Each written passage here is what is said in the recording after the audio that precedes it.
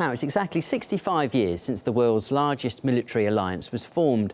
For decades, NATO was the Western world's joint defence against a Cold War enemy. But with those days long gone, are its mission and huge budget still justified? Anna Chalkiner finds out.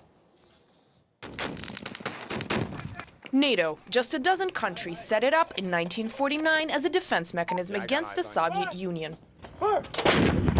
Fast forward 65 years, the North Atlantic Treaty Organization is a military alliance of 28 members and counting. It's pretty clear a violation of an agreement that was made between the United States and former Soviet leader Mikhail Gorbachev in 1990 that said at the time that NATO promised not to even go into East Germany, much less any further east than Germany. The U.S. has more than violated that agreement. Combined, NATO members account for a lion's share of the world's military spending. Since then, in the last 65 years, NATO's done not one good thing. What has it done? For starters, there's the war in Afghanistan that's seen the U.S. conduct the longest-running war in its own history. The only clear result so far is that the country is in a mess. The 1999 bombings of Yugoslavia, hundreds of civilians dead and injured, including children, all under the auspices of a humanitarian mission. Headed by the United States,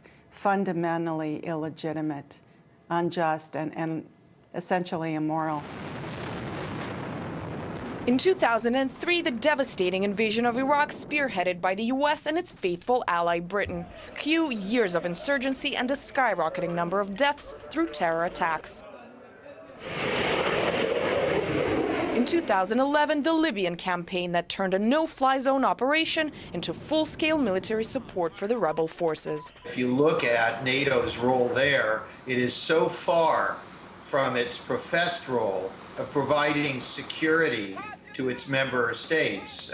It just has nothing, it had nothing to do with that at all. That was basically an aggressive action against another country. The alliance's stated objective is collective defense. Every country agrees that an attack on one is an attack on all the others. It's like mountain climbers where they're all attached to one another, and if one falls, they all fall. While that's the deal on paper, in reality, not a single NATO member has ever been attacked by another country. The U.S. bankrolls the alliance, paying over 70% of its budget and urging reluctant European members to stump up their fair share. The United States' use of NATO is just to expand its own power as, a world empire, even though that term is passé. The only protection against international law for NATO is the fact that its principal anchoring organization is the United States and the Pentagon, and because of its vast economic and political power, it shields itself from criminal culpability. Otherwise, NATO generals would be in The Hague in front of the International Criminal Court facing charges. The organization marks its anniversary amidst ongoing questions about the need for its existence. Its initial enemy gone, its mission redundant. 65 years since NATO's inception, the world has changed and is increasingly moving towards multilateralism. But NATO, spearheaded by the U.S., refuses to accept the new geopolitical realities of the modern day, continuing to flex its muscles and to try to spread its wings further. Anna Chalkiner, RT, Washington, D.C. Some analysts claim NATO has become merely a branch of US foreign policy, with Washington's economic interests ultimately determining the course the alliance takes. I am all for international law. I think we badly need it if we want to live in a world of peaceful coexistence. But the question is, what is left of international law after 65 years of interventions, dozens of interventions in the internal affairs of other countries, and of a series of illegal wars?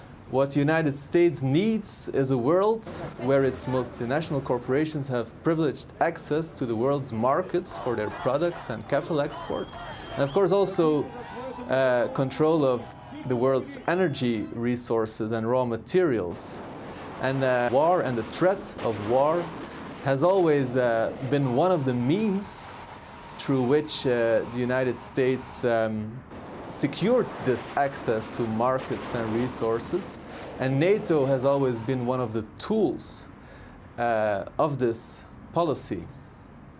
So let's have a look at how much money is being poured into the alliance.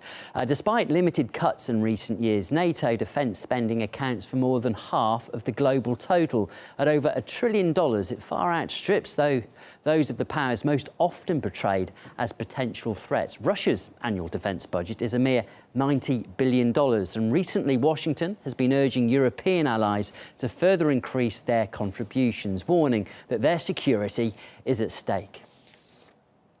Well, NATO has been using the ongoing crisis in Ukraine as a justification for those warnings, beefing up its forces close to Russia's borders.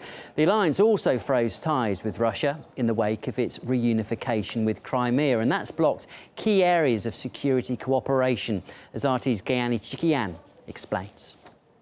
The referendum in Crimea and its subsequent becoming part of Russia has opened the floodgate of fear-mongering against Russia. NATO's several rounds of post-Cold War expansion did not make much sense to a lot of people, especially given how much tension it added to relations with Russia, which saw the military alliance coming closer and closer to its borders. This week, Secretary of State John Kerry delivered a speech celebrating post-Soviet NATO enlargement, talking about what a success it has been. So in light of all this, the U.S. is beefing up its presence in Eastern Europe, sending fighter jets to the Baltic states, a warship to the Black Sea, and planning new war games near Russian borders. The Ukrainian parliament has approved a series of joint military exercises with NATO countries. Ukraine had held exercises with NATO before, but there's indication that they may expand.